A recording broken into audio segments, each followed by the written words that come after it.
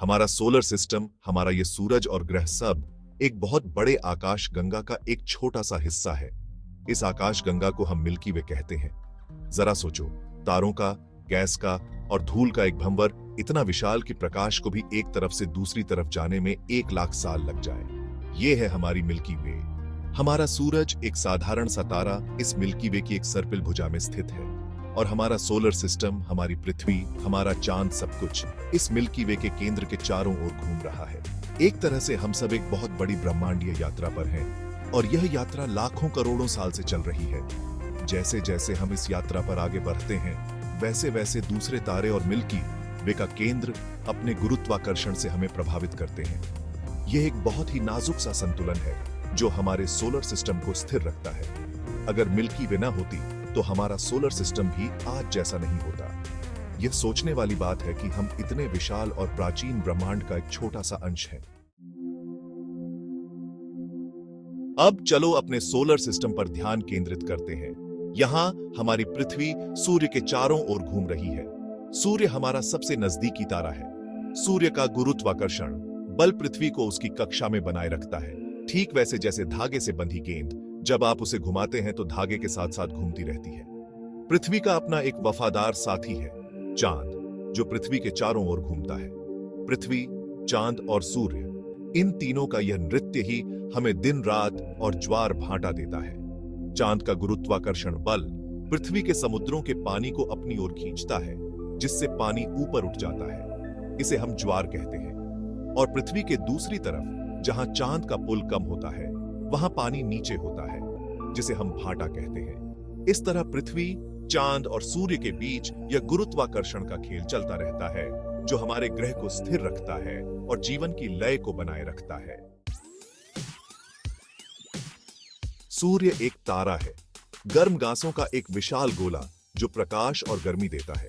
यह लगभग 4.5 अरब साल से चमक रहा है, और अभी तो यह अपनी जिंदगी के आधे रास्ते पर ही है।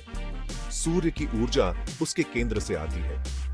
यह एक बहुत बड़े बिजली घर की तरह है, जो लगातार पदार्थ को ऊर्जा में बदलता रहता है। यही ऊर्जा हमारी पृथ्वी को गर्म करती है और जीवन को संभव बनाती है। लेकिन सूर्य हमेशा के लिए नहीं चमकेगा।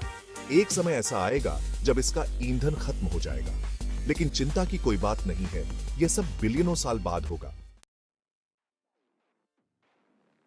Section 4. The Sun's Fuel Nuclear Fusion. The Sun's power plant runs on nuclear fusion.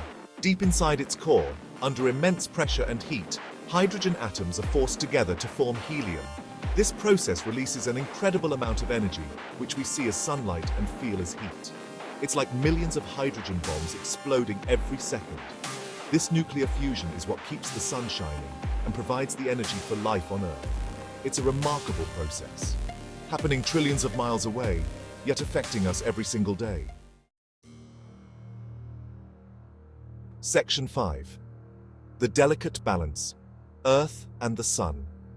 Earth and the Sun have a delicate relationship.